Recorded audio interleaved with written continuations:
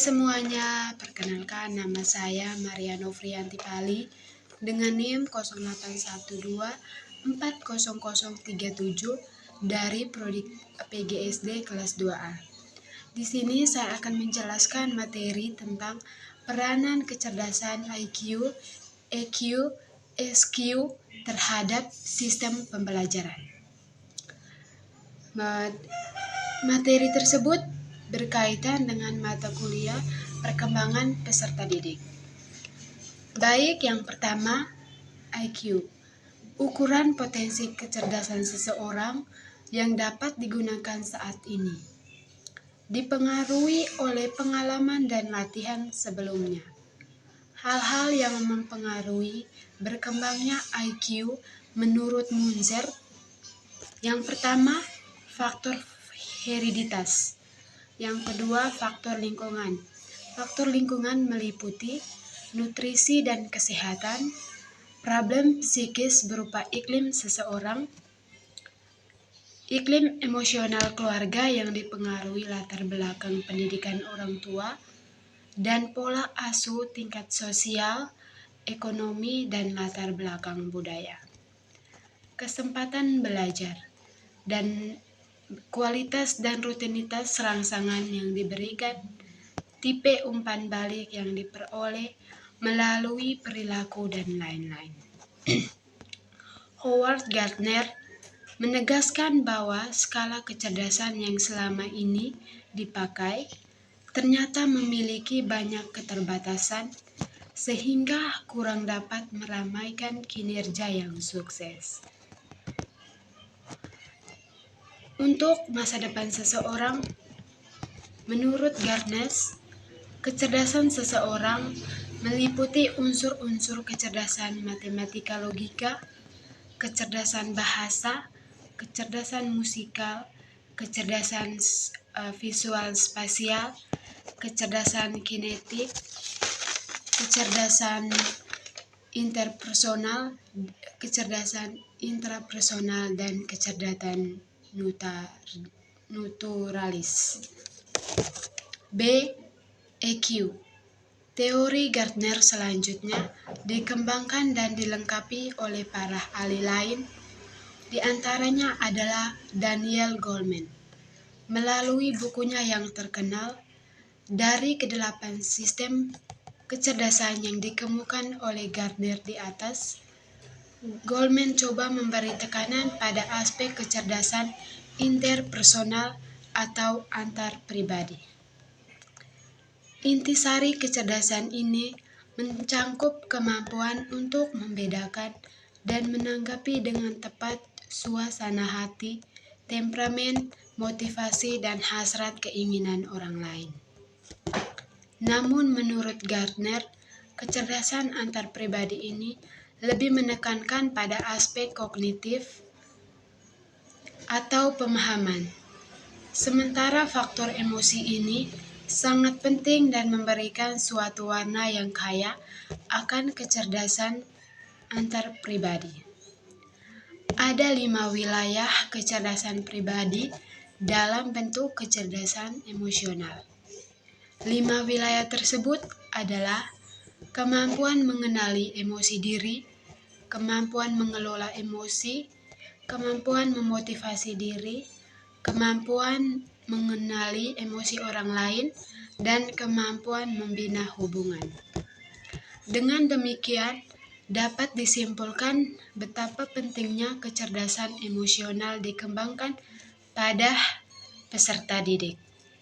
Banyak dijumpai peserta didik yang begitu cerdas, begitu cemerlang prestasi akademiknya, namun tidak mampu mengelola emosinya.